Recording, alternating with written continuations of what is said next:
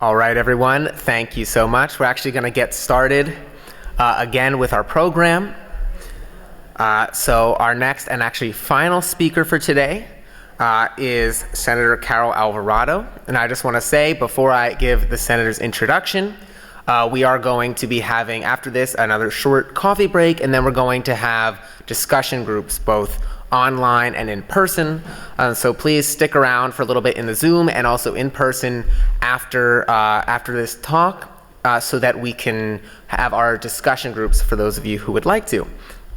Without further ado, I'm going to start by introducing our next speaker. Senator Carol Alvarado currently serves as a Texas state senator for Texas District 6. She's a native Houstonian who served on the Houston City Council and later went on to be elected to the Texas House of Representatives, where she served for 5 terms before moving on to her current role in the state Senate.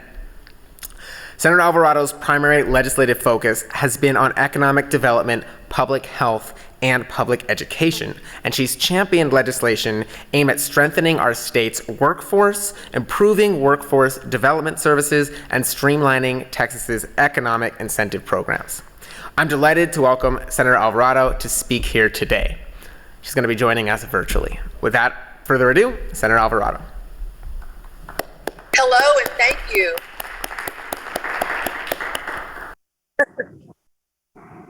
Thank y'all, and I'm actually making my way there. I am leaving the funeral of Deputy Armendariz, who was a constituent. Y'all may have seen on the news. He was gunned down while trying to stop some thieves from stealing his catalytic converter outside of a store. Very tragic story, and it was kind of hard to leave there. I was sitting on the front row, but I will hopefully get to at least say hello, maybe during your coffee break or before. You've had quite a distinguished group of speakers come to this gathering, and I feel very honored to follow in their footsteps. I love being at the Baker Institute. Somebody I admire, James Baker, and I know a lot of you graduate students are tracking politics, especially these days. There's so much to keep up with. And so I'm happy just to share a little bit about my story. I grew up in the East End, graduated from Milby High School, did my undergrad and graduate school at the University of Houston, and I worked in Congress for Congressman Gene Green, who was my congressman. So it was a real pleasure to be able to do work for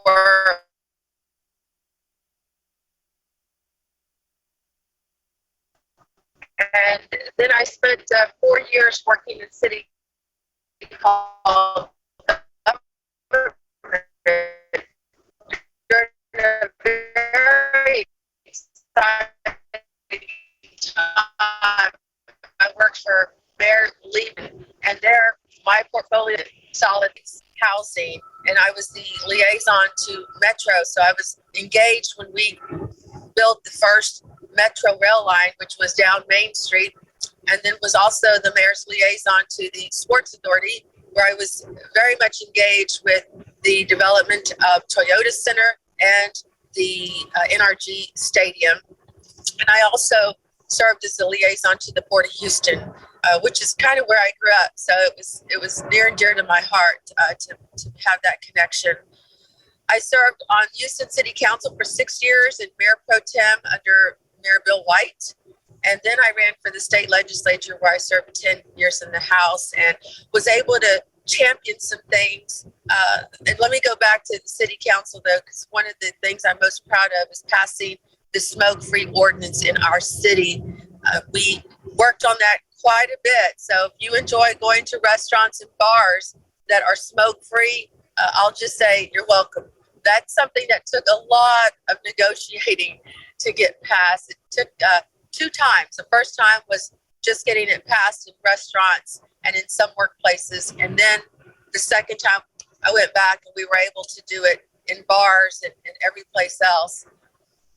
My time in the House, I've been able to champion things like regulating e-cigarettes for minors. And as you saw recently, the city of Houston is now regulating it just like they do smoking. So I'm happy that people are promoting healthier living for our fellow Houstonians and Texans. And I've also worked on issues such as getting extra mammogram coverage for women. I've passed 2 bills related to that. And if you, anyone in the audience is gone or has a relative, a mom or sister or spouse that's gone to get a mammogram and there's an abnormal reading and you have to go get the more advanced, like a diagnostic or MRI type of mammogram, well, most of the times insurance companies weren't paying for that. But with the bill I passed now requires providers, if they pay for a regular mammogram, now they have to pay for that more advanced mammogram, which can mean life or death in some situations. I also worked on legislation to make our grand jury a much more fair system. Texas was the only state in the country that had what's called a pick-a-pal system for picking grand jurors, which meant you might not have diversity in the grand jury pool, which could have an impact on the outcome. And so after I passed the bill along with Senator Whitmire, now jurors in Texas are picked randomly like they are in other states. So hopefully it's leading to a more fair and balanced system when it comes to grand juries and the outcome.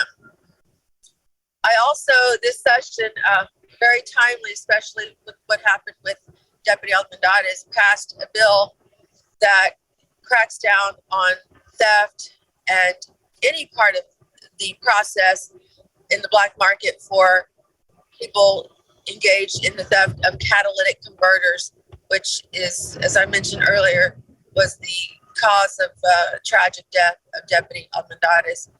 Now looking back, we have more work to go back and finish on that issue. Health and the environment have been very important to me, especially growing up in the East End. I cut my teeth on being an activist on environmental issues. I grew up around a lot of industry, chemical companies and refineries. And at a very young age, I was probably, I don't know, I think I was still a teenager. My home, who was trying to get their permits extended to be able to produce more chemicals. And I requested a public hearing, which I had every right to do as somebody that lived very near the facility. And we went through for about a year process negotiating with the company. And I knew I couldn't shut them down. I didn't want to shut them down because those jobs are important. But that was my first lesson about negotiating, striking a balance. And I was able to work with the company and some environmental groups to create what became known as the Good Neighbor Agreement, where we got a whole list of concessions, and it became the model for other communities. And I was contacted by various press. We had a story on the cover of one of the national newspapers, USA Today, and then Harvard Business College, they called us and they incorporated our negotiating process into their class on negotiations. And I laugh about this, but I tell people, I said, yeah, I was learning on the fly. I really didn't know a whole lot of what all the protest of the permit took in. But it's funny when we got calls and I was talking to press or like Harvard, they'd say, well, how long have you been negotiating? They had no idea. I was just 18 or 19 at the time. And I laughed and I said, well, this is actually my first time. But that's really one of the things I'm most proud of in my career, and just doing it as a student, as a community activist. And so that I'm glad that it served as a model for other communities, because I think we need to hold people accountable, and taking that passion to the legislature, I was able to pass a bill that regulates that now regulates above ground storage tanks. If you may recall, back in 2019, I think it was in March, there was a fire that went on for quite some time in Deer Park. The name of the company was ITC. And it's during that process that I learned that these type of above ground storage tanks were not regulated by the state. They're regulated by an industry council. So they're kind of governing themselves. And now, thanks to the bill that I passed, those type of facilities are now regulated and have to complete a whole list of things before they are able to operate. So very happy about that. Right now in the Senate, I serve on the Committee of Natural Resources and Economic Development. I served on the Special Committee on Redistricting, which is something we took on this session. That's done every 10 years. We focus on getting people to fill out their census forms so vigilantly because those numbers are used in the redistricting process when we draw lines for the State House, the State Senate, Congress, and the State Board of Education. And we, unfortunately, Texas is usually in a lawsuit because of the gerrymandering and unfair maps that are often drawn. And this session was not any different. 95% of the growth in Texas is attributed to communities of color. And of that, 50% is attributed to the Latino community. However, the 2 congressional seats that Texas gained, and by the way, we were the only state in the entire country to gain 2 seats. Neither one of those seats were created as a Latino opportunity district, even though most of the growth was from our community. So, as I said, lawsuits and court dates to follow. So you'll see some of that in the news. I'll pause there to take questions. My 10 minutes may be up. I did not get a chance to talk about the voting bill and the filibuster, but hopefully we can incorporate that into some of the Q&A. Thanks.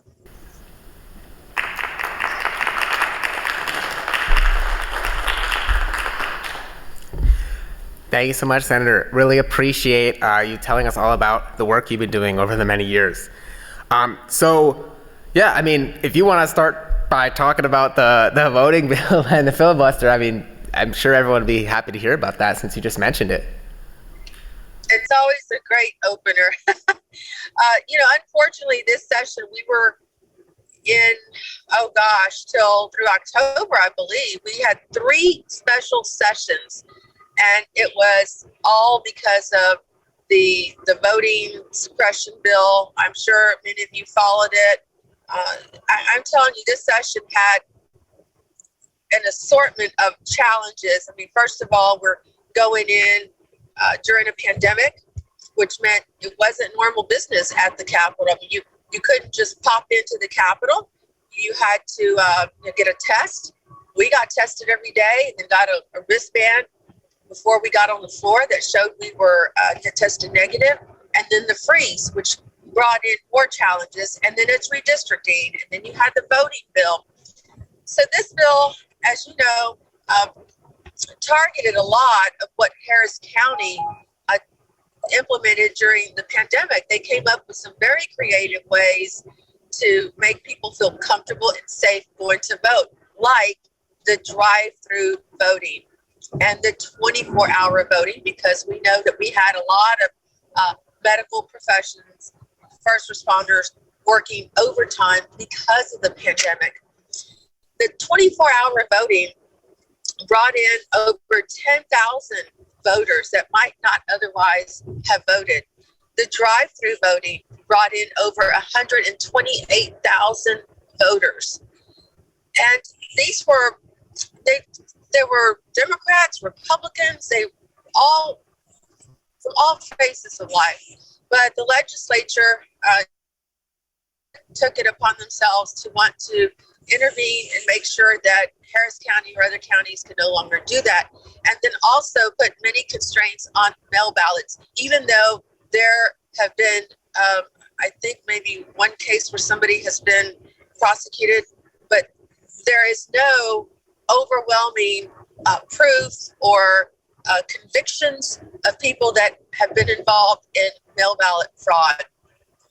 So we tried many things to try to stop it. House Democrats broke quorum twice, and the second one resulted in their trip to D.C. Many of us in the Senate, about 7 of us, also went to D.C. in support of our House Democrats. And so there couldn't be really any much business conducted at the Capitol because one chamber was gone, and then in the Senate, 7 of us were gone. Eventually, that came to an end. But during that time, I engaged in a 15-hour filibuster. I knew that I couldn't kill the bill, but I felt so strong about this issue that it was kind of the civil rights of our time, of our generation.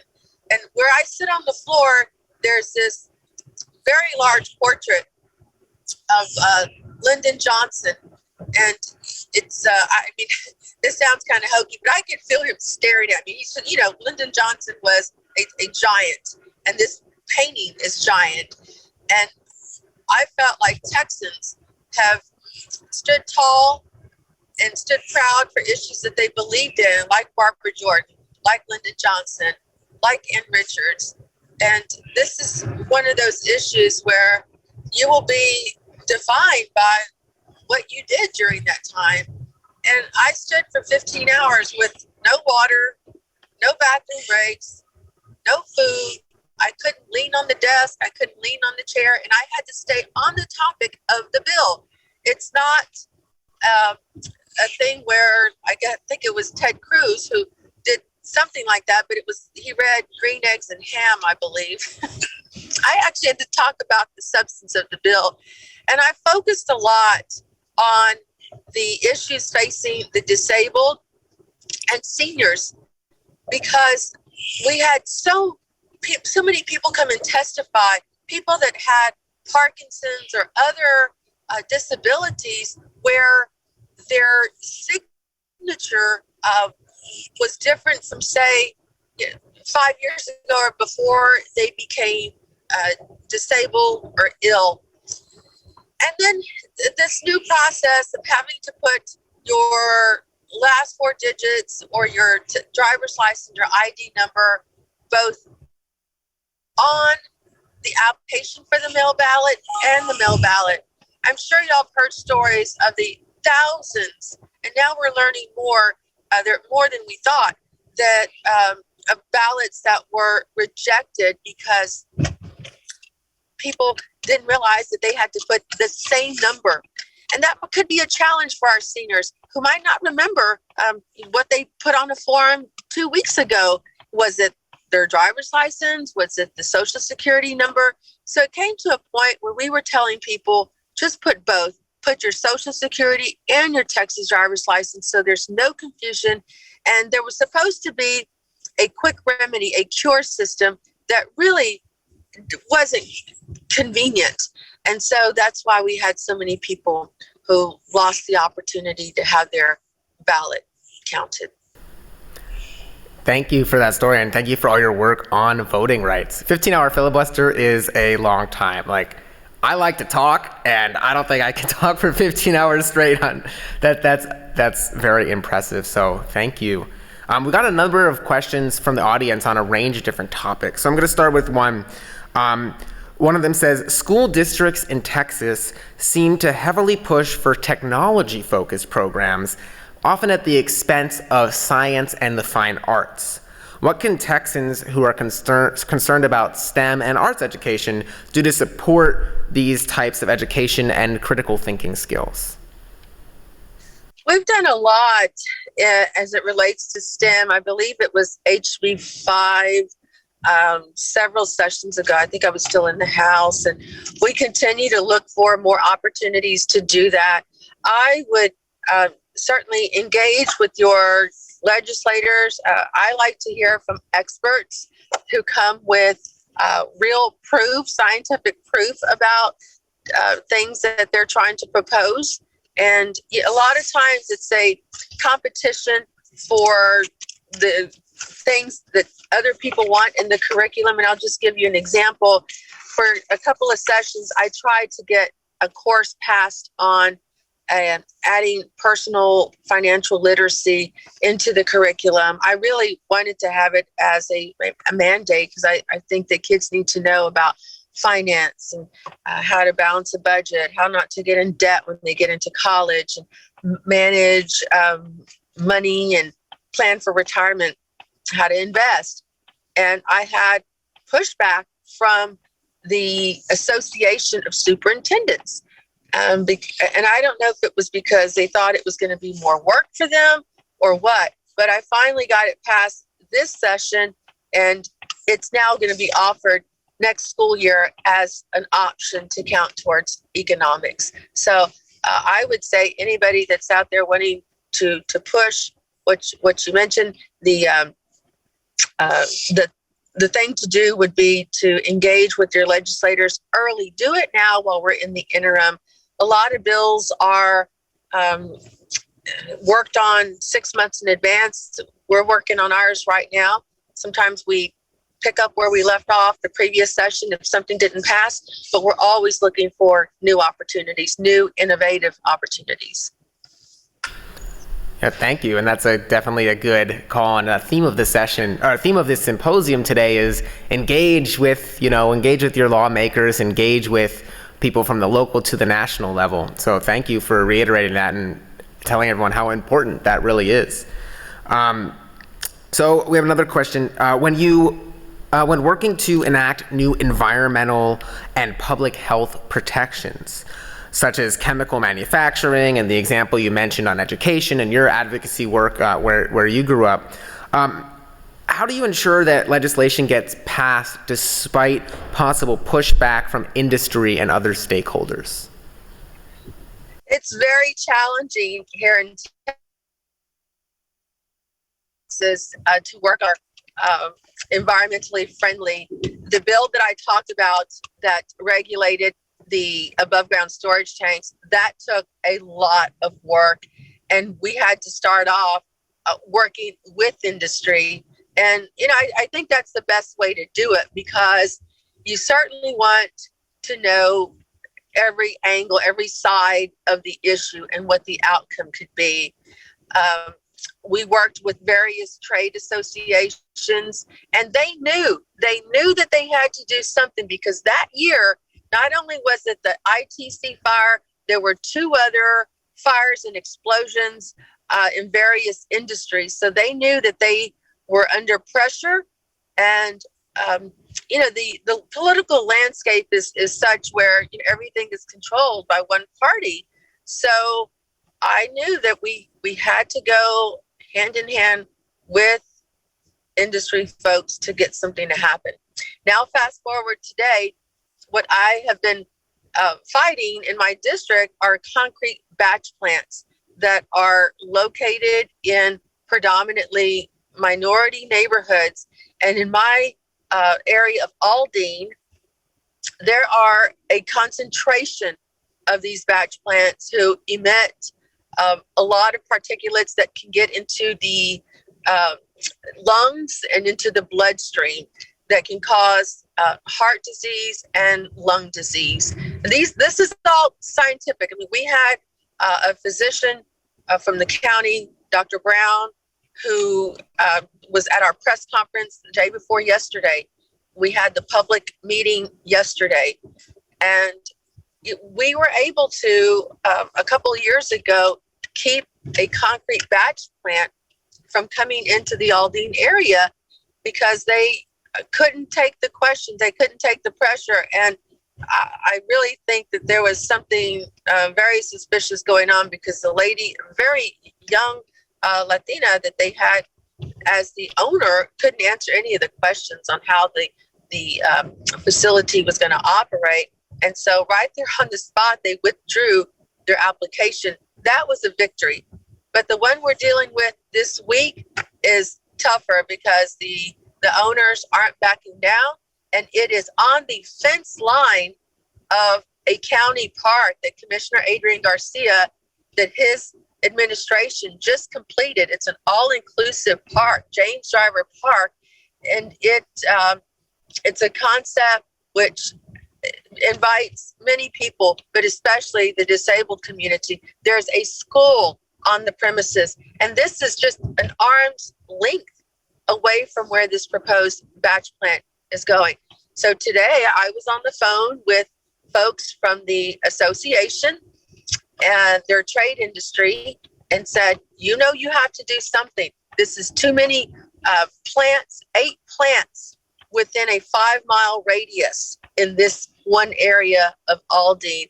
And we constantly get complaints about the noise pollution. Some of these, I can't even grasp. They're operating 24 hours and they're getting permits that last for 10 years. So if they're bad actors, it's going to take a long time to get them out of business. So now I'm on a new journey, which is to work with the Concrete Batch Plant Industry Association and come up with some type of legislation that will address this issue. And by the way, this company that is trying to get the permit, they're not part of the association. They're kind of a renegade company.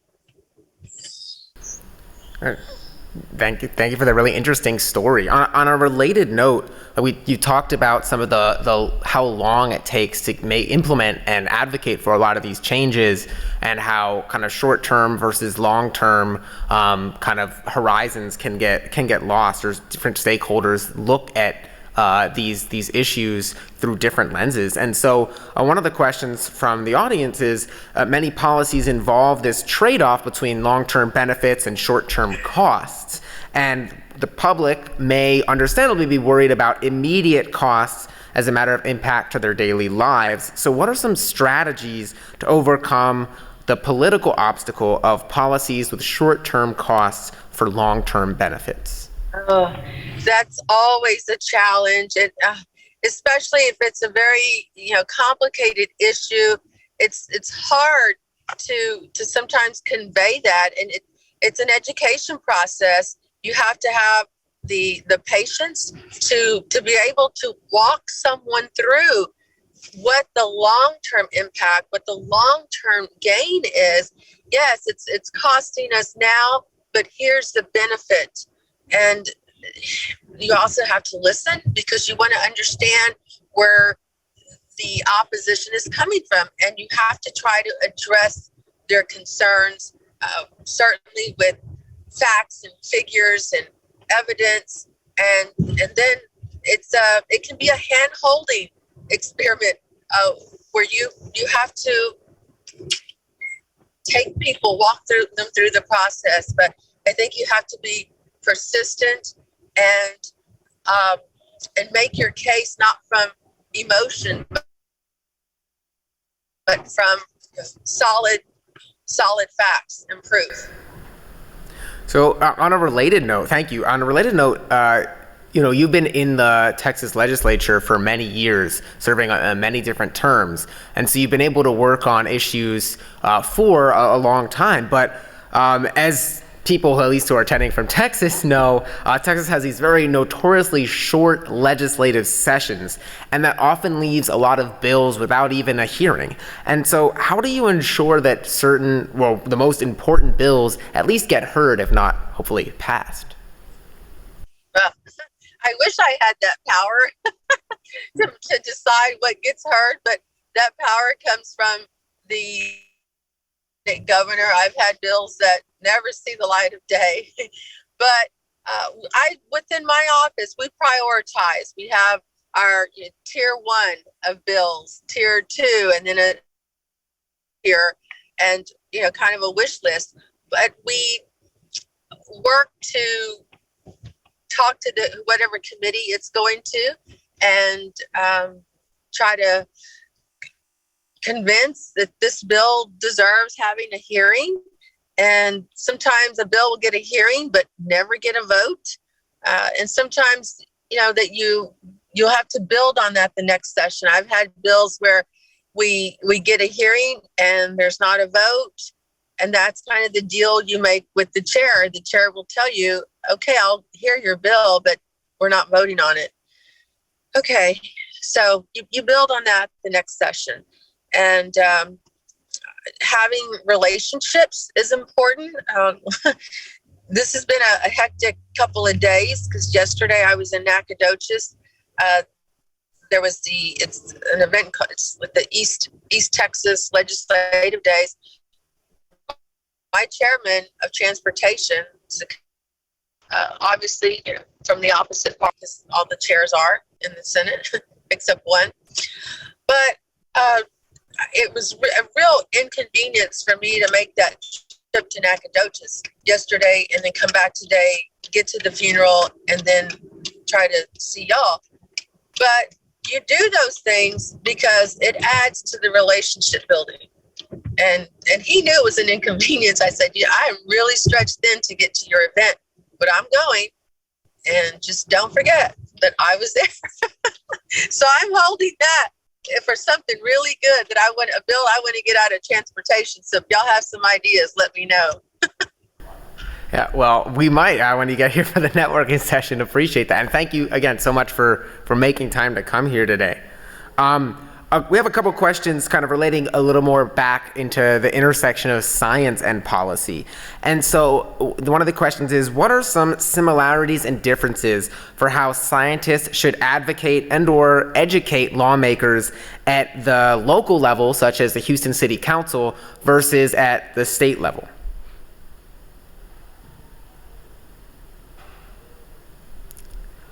We can't hear you. City Council is very accessible. I know that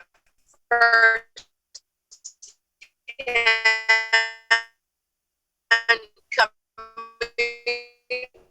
from city representative, and sometimes even who their smoking ban passed, I relied on specialists, on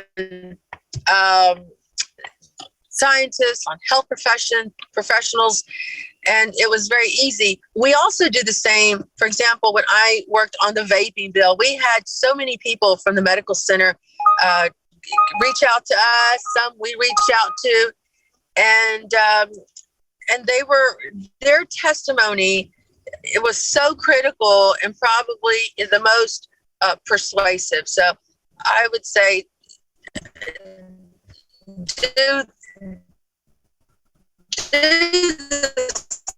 same thing.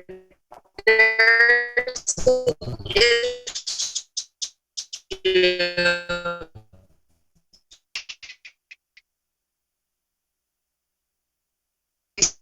Stand on the bill, but they give their expertise. They provide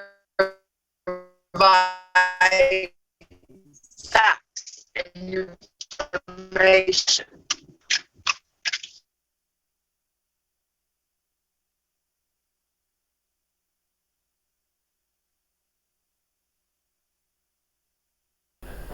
Seems we're having a few technical difficulties. No, we're having a difficulty with our GPS for some reason, so but go ahead, continue. No, we missed the last part of what you were saying. Sorry about that. Oh, no, I was talking to the person driving because I said this is not Rice University. Oh, okay. Well, yeah, we have a couple other questions. So, how do you've talked about, working in as a Democrat in the legislature that's controlled by Republicans, looking at it kind of through a science lens, how do you navigate science that has partisan beliefs attached or associated with it? Well, very carefully. It's a challenge, whether we are dealing with the vaccine issue or women's reproductive health. It's a challenge because many of us rely on science, and there are some who just want to believe what they read in social media on Facebook or something. But it's becoming a bigger issue as there's more partisanship, more divisiveness in our state and in our country, and we we are trying to do our best to deal with that. We could certainly use your peers, you and your colleagues to engage more, to get more involved. So I think forums like this today is helpful. And a state senator, and you have a governor or lieutenant governor, a speaker of the House. I think it's timely. It's timely to weigh in and present information that is helpful to leading to a bill being passed or not. Thank you. We have a kind of similar question. So there's been a lot of different politically active groups who promote policies with kind of dubious scientific backings, to say the least, sometimes labeled kind of anti-science groups. And they can put pressure on local or state lawmakers to oppose science-backed legislation. In your experience, what have been some effective methods to push back against these movements? Well, like with anything, numbers speak loudly, and we have people that come to the Capitol often. Now, last session was a little more difficult because of the pandemic, but we had, just give you an example, I mean, you had rallies outside, you had the anti-vaxxers, or you had Right to Life people. Both sides of the issue. People like Planned Parenthood and others had their day. You have to just put your best foot forward and get engaged. Offer information. Next session will be easier because hopefully we won't be in a pandemic. But I would say, and don't wait till session starts. Take time. If there's an issue that your group, any of the students want to promote, or at least weigh in on and offer some substantive data points, that now's the time to make that happen. Thank you. That was really good advice. On a similar note about the pandemic, during the last 2 years, 2+ years, our approach to work, social interaction, and commerce have changed a lot. In many ways for the better, actually. Like, look, today we're doing a hybrid symposium with people in person and online, which has allowed for more accessibility, which has, I think, been wonderful. How does the pandemic and this kind of changing and how we do a lot of these things change your approach to public health legislation? Well, as I said early on, I have been a big advocate on health issues, trying to address things that lead to obesity, which involves so many things, some simple things like not having access to healthy foods, not living in a food desert. And we've tried to take a lot of that on, having more physical PE, physical activity, exercise in the curriculum, and promoting things. I've done health summits, especially tackling diseases that run pretty strong in the Latino community, like heart disease and diabetes. And we've partnered with Baylor. They come into the barrio, into our neighborhoods, and will test people for diabetes and just offer an assortment of resources.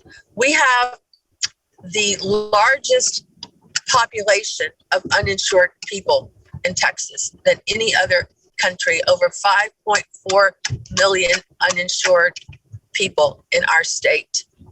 That number increased during the pandemic. And people who weren't living a healthy life to begin with were more susceptible to the virus, to death.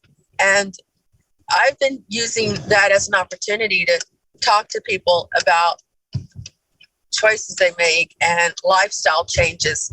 But you live in a state where, I mean, we're driving through the medical center right now. People come from all over, but yet we have millions of people in this state who can't have access to that because they don't have health insurance. And a lot of that has to do with the lack of leadership to expand Medicaid. And that is, it's unfortunate. That money is leaving our state and going to provide health benefits to others across the country. It's very frustrating because healthcare is something that is a strain on our budget. And if you have an unhealthy population, then that leads to so many other challenges that we eventually have to deal with. Many of us have proposed legislation to expand Medicaid, and it goes nowhere. You talk about bills that never see the light of day. That's an example. Yeah, the pandemic has definitely exposed a lot of issues in our health system and compounded many of them. It's really challenging. So thank you so much for working on it. And we appreciate you really working hard for that. We have just a couple more questions. So one question from a graduate student in the audience said, graduate student education and rights as workers are very vulnerable in academia. Do you have any suggestions for what graduate students or undergraduate students can do in this, in their environment as students? I want to make sure I understand the question. You said workers' rights? Yeah, this is the student. It's a little bit complicated in academia because graduate students are kind of workers and kind of students. So, but in terms of students and what can students do in academia to kind of make a difference? Well, advocacy is always the biggest thing, and I think people can prove their point by pointing to real life examples of how people are impacted. That speaks louder than I think anything else. So I would say, organize yourselves and make your presentation, make your case to whether it's, the governing body of the institute that you are attending, or it's something on a bigger scale, whether it's, the state or the county or one of our fine institutions here in the medical center. Thank you. We really appreciate that advice for how people in the audience, especially students, can actually engage. And so I guess kind of one of the final questions that I'll ask is, in today's context of polarization and the pandemic and everything, how can scientists participate in building bipartisan coalitions around really important legislation to move forward and improve our world from an evidence-based perspective? I'm going to pause right there because I'm about to enter your building. Amazing. All right. We'll definitely be giving you a warm welcome. All right, everyone, please welcome Senator Alvarado.